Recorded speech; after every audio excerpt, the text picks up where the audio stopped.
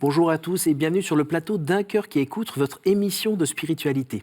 Aujourd'hui, nous avons la grande chance de recevoir Dominique Halap. Bonjour Dominique. Bonjour Cyril. Alors vous êtes venu de Sarcelles, de la paroisse Saint-Thomas apôtre, c'est dans le nord de Paris. Vous êtes chaldéen, une des églises catholiques orientales de tradition syriaque, c'est bien ça ? Oui. Alors nous allons écouter le chemin spirituel, juste après vous avoir écouté nous lire un extrait de texte de votre choix. Sœur Marie de l'Eucharistie voulait allumer les cierges pour une procession. Elle n'avait pas d'allumette, mais voyant la petite lampe qui brûle devant les reliques, elle s'en approche. Hélas, elle la trouve à demi éteinte. Il ne lui reste plus qu'une faible lueur sur la mèche carbonisée. Elle réussit cependant à allumer son cierge, et par ce cierge, tous ceux de la communauté se trouvèrent allumés. C'est donc cette petite lampe à demi éteinte qui a produit ces belles flammes, qui à leur tour peuvent en produire une infinité d'autres, et même embraser l'univers. Alors, je vous laisse nous dire ce que c'est. Alors c'est un texte de Sainte Thérèse de Lisieux qui est extrait du livre Le Dernier Entretien. C'est un texte qui explique la communion des saints et qui explique aussi un peu la spiritualité de Sainte Thérèse. Moi j'aime beaucoup ce texte parce que ça montre bien que toutes les choses qu'on peut faire dans la vie d'extraordinaire, ils viennent de plein de petites choses. Et donc on se sent peut-être pas capable de faire des choses extraordinaires dans la vie, mais on se sent peut-être capable de faire de toutes petites choses par amour, et toutes ces petites choses qu'on va faire par amour, ça va construire quelque chose qui est vraiment extraordinaire, quoi. D'accord, donc on peut pas dire les grands trucs c'est pour les autres, moi je suis pas assez fort, il suffit de faire une toute petite chose, ramasser une épingle par terre par charité, et là comme ça on contribue à l'avènement du royaume, c'est ça ? Je pense que voilà, nous, on a la chance d'avoir le message du Christ qui est un message d'amour. Si on arrive, chacun d'entre nous, à donner un petit bout d'amour dans notre vie et à notre entourage, aux gens qu'on côtoie tous les jours dans le travail, ou même quelqu'un qu'on voit dans le métro tous les jours, un petit sourire, un petit geste amical, un petit geste qui montre qu'on a envie de partager de l'amour, ça fera que améliorer les choses. Et voilà, c'est dans chacun de nos gestes au quotidien qu'on doit propager l'amour de Dieu. Voilà, Dieu nous appelle à être la lumière du monde, et voilà, il faut vraiment se donner à fond pour être la lumière du monde, et tous les gestes de la vie quotidienne, tous les petits gestes, c'est vraiment cette philosophie de Sainte Thérèse qui m'a beaucoup touché, de dire que tout ce qu'elle fait, c'est avec amour, et voilà, j'essaye moi de faire tout ce que je peux faire pour le faire avec amour. Est-ce que c'est aussi le fruit de votre éducation ? Après, moi, j'ai grandi dans la foi chrétienne. Je suis issu d'une famille chaldéenne, comme vous avez dit. La foi de mes parents, de mes grands-parents, est une foi de tradition. Donc pour eux, ils ne se posaient même pas la question de savoir qui était Dieu et qu'est-ce que c'est que Dieu. C'est quelque chose qui est quasiment inné en eux, ils l'ont reçu depuis toujours. Donc moi, j'avais aussi cette foi innée en Dieu. Est-ce que vous pouvez nous repréciser quand est-ce que vos grands-parents ou vos parents sont arrivés en France ? Alors mes parents sont arrivés en 1982. Ils sont venus de Turquie. Oui. Ils vivaient dans le sud-est de la Turquie, et suite à certaines persécutions qui venaient de la part des Turcs ou de la part des Kurdes qui étaient en conflit les uns avec les autres, ils ont préféré fuir que de rester. Dans les années 80, c'était quel type de persécution ? Il y avait un peu de tout. Quand l'armée turque perdait un combat, c'était un peu de notre faute, donc ils prenaient nos hommes pour les envoyer au service militaire, et souvent sur le front. Et quand les Kurdes perdaient, ils pouvaient venir et faire des représailles sur le village. Notamment, il y a eu un événement tragique où ils ont enlevé une jeune fille.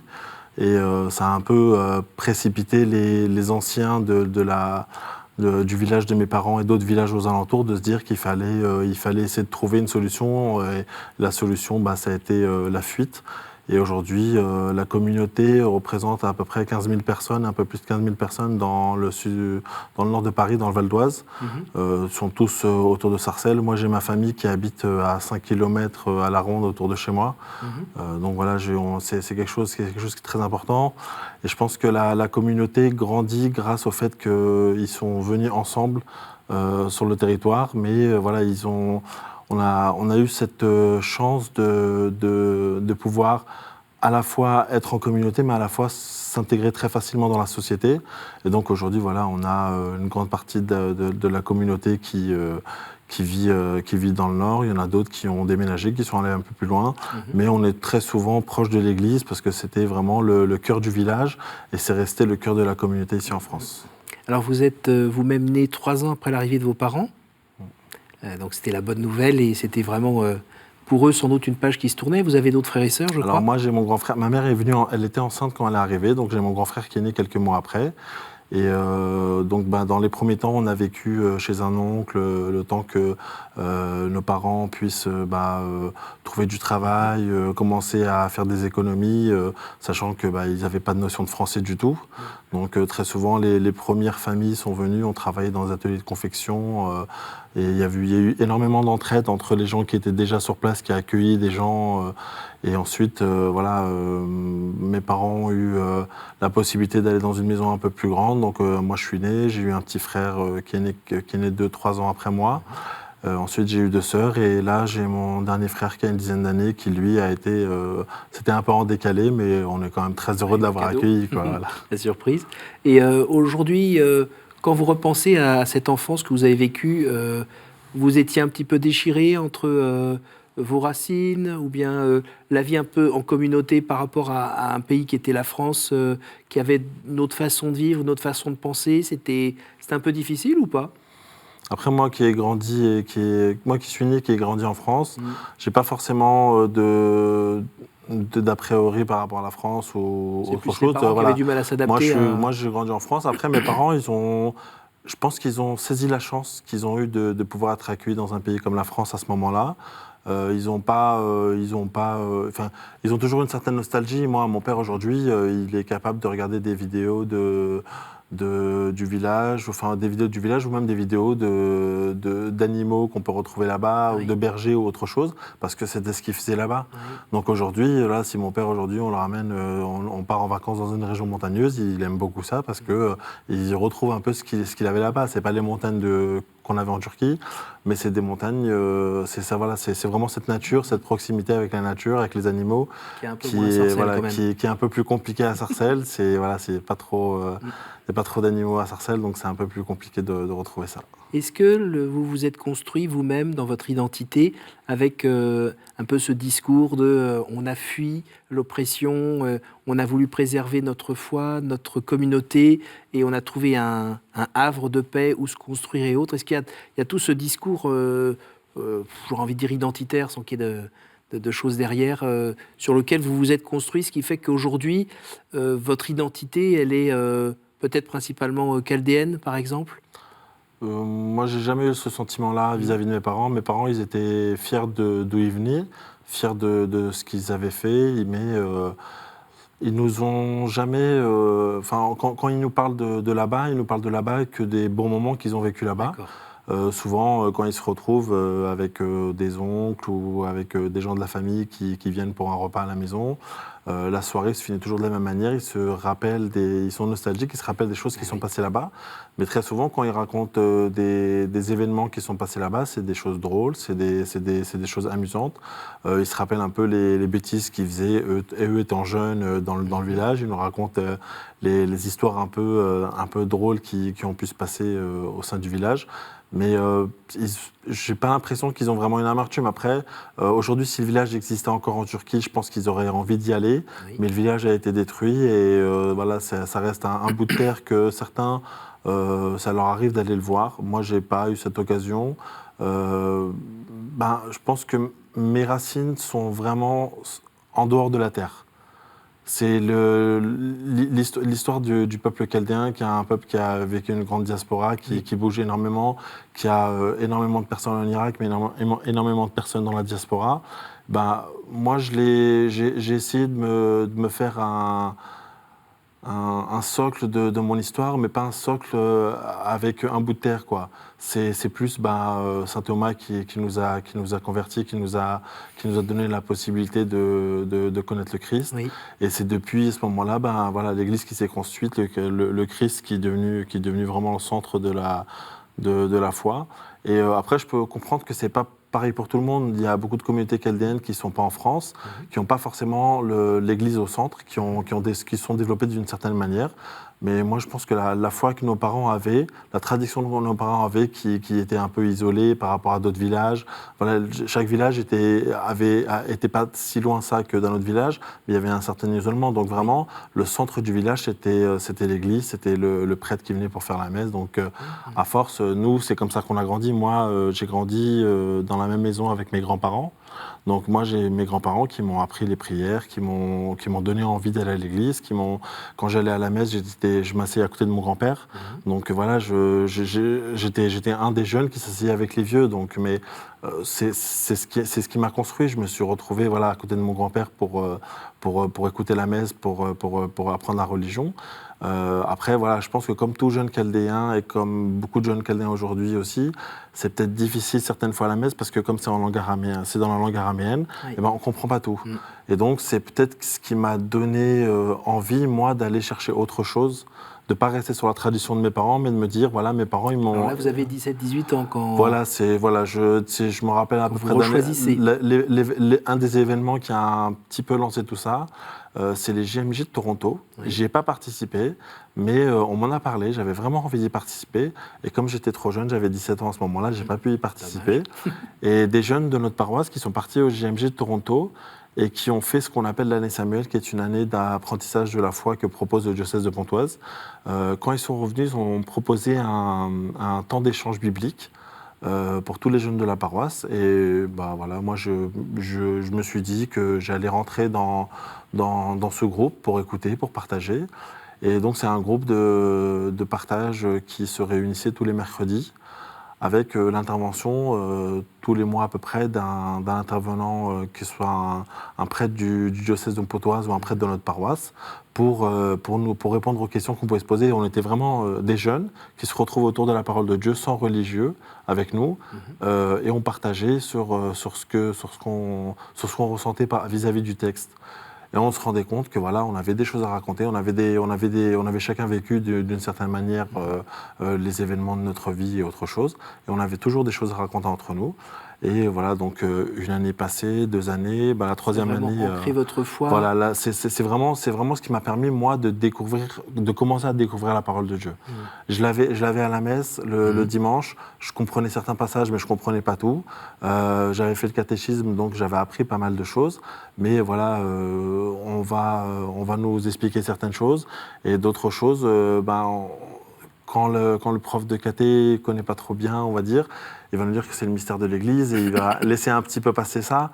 Et donc, à un moment donné, voilà, quand on a 17 ans, 18 ans, on commence à réfléchir, on commence à se dire qu'est-ce qu'on va faire dans la vie, quel va être notre avenir. Et là, à ce moment-là, voilà, moi, je suis rentré dans ce groupe. J'ai fait 3 ans en tant que participant. La troisième année, j'ai animé le groupe. Et c'était autour des JMJ de Cologne en 2005. Oui. Donc en 2005, voilà, je suis parti à Cologne avec notre paroisse. Les thèmes des JMJ 2005, c'était nous sommes venus d'Orient. Et donc nous, on avait fait un groupe avec les Orientaux de Paris. Superbe. Donc on s'est retrouvés avec des Maronites, des Syriaques, des Coptes et nous-mêmes la communauté chaldéenne de Sarcelles et d'Île-de-France, quoi. Et voilà, on s'est retrouvés et c'était vraiment une très très belle expérience. Voilà, j'ai vécu les GMJ un peu, voilà, c'était mes premières GMJ, donc je ne savais pas trop comment ça marchait réellement, mais on a fait pas mal de belles choses et le pape Benoît XVI était vraiment vivifiant à ce moment-là. Nous, ça nous donnait vraiment envie d'approfondir encore plus.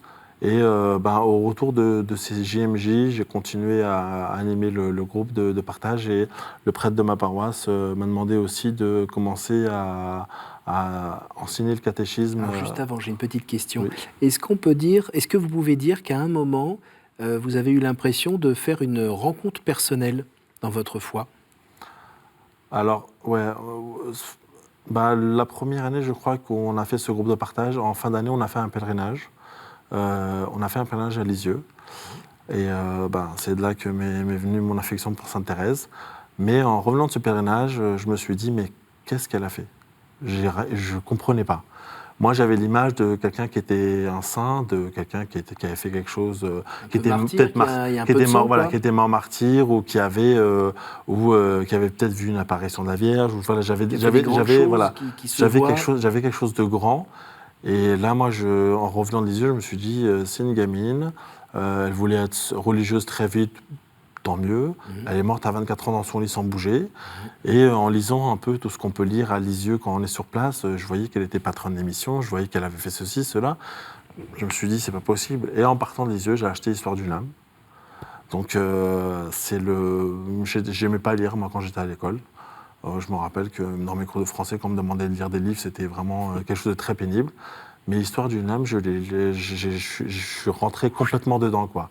Il m'a mis une claque, j'ai complètement, voilà, et au fur et à mesure, ben, avec la philosophie de Sainte-Thérèse, je me suis dit que, ben, voilà, il n'y a pas besoin de faire quelque chose d'extraordinaire.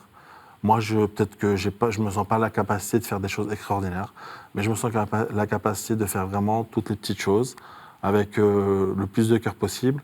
Et il y a un autre texte de Sainte Thérèse que j'aime beaucoup, où Sainte Thérèse explique qu'elle avait une religieuse qu'elle n'aimait pas beaucoup et qu'elle voyait le visage de Jésus tout le temps.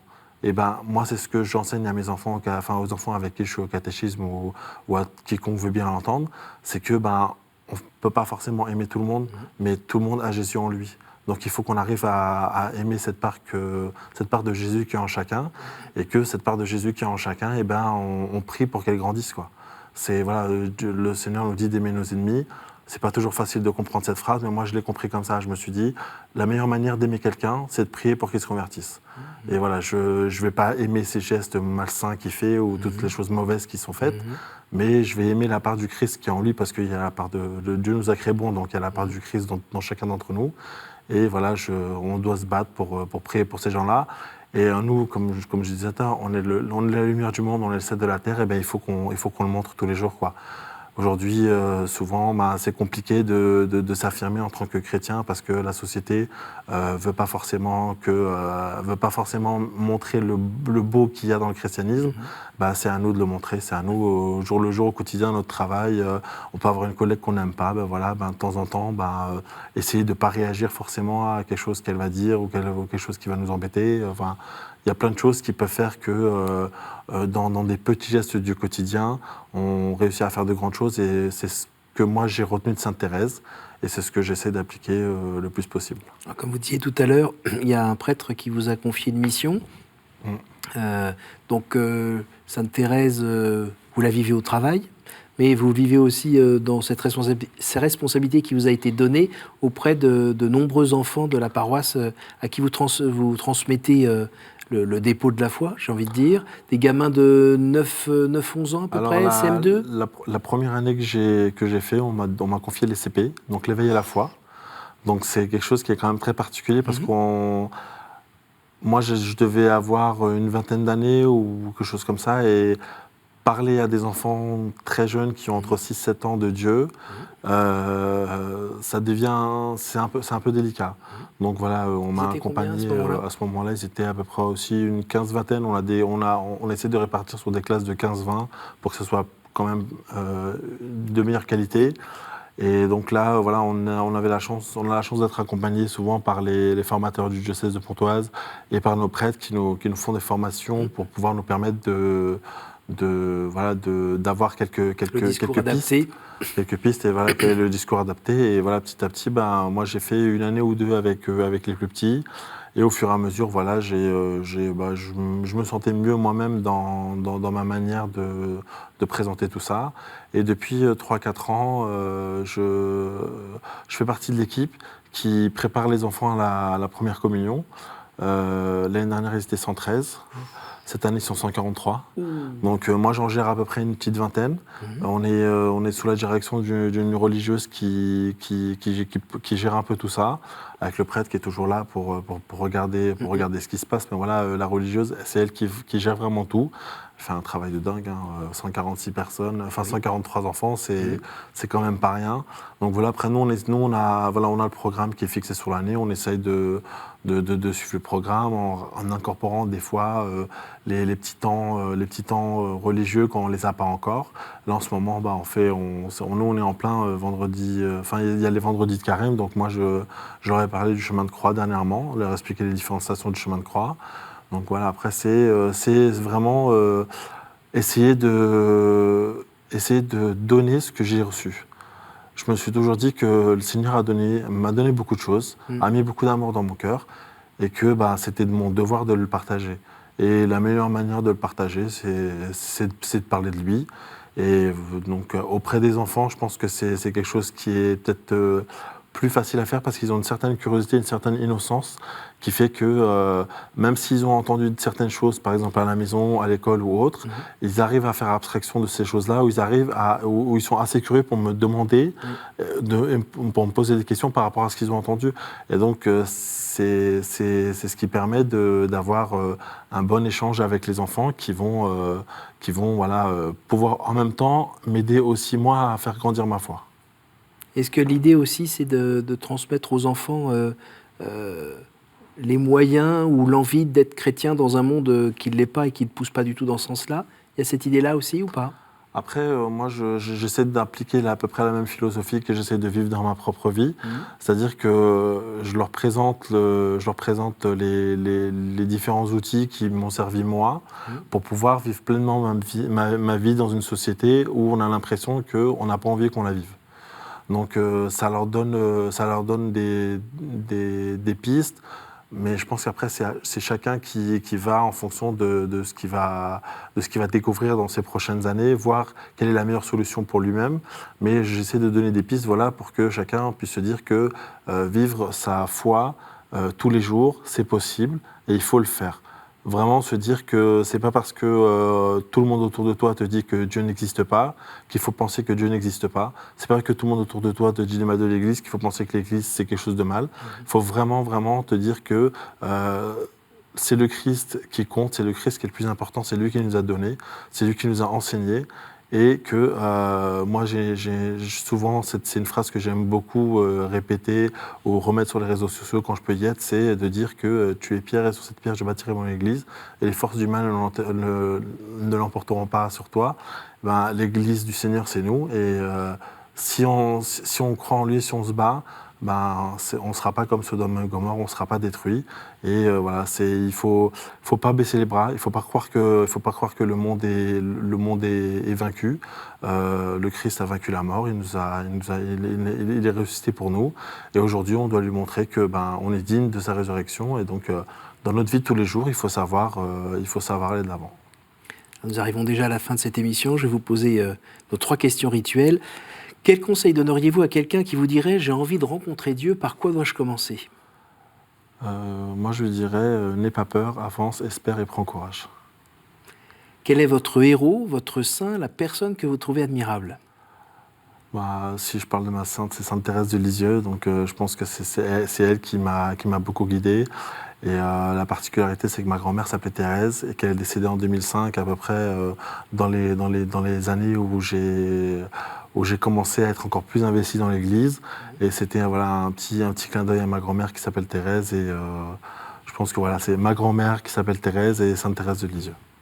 Au jour du jugement, qu'aimeriez-vous que Dieu vous dise, Dominique ? Qu'il me pardonne. Merci beaucoup. Merci beaucoup d'être venu de Sarcelles, nous partager ce qui vous anime et puis aussi cet engagement que vous nous invitez sans doute tous à faire. Merci beaucoup d'avoir eu la simplicité de nous partager tout cela. Merci à vous tous pour votre fidélité. Si vous avez envie de revoir ce témoignage, vous pouvez le faire grâce à notre site www.ktotv.com. Merci pour votre fidélité et à la semaine prochaine.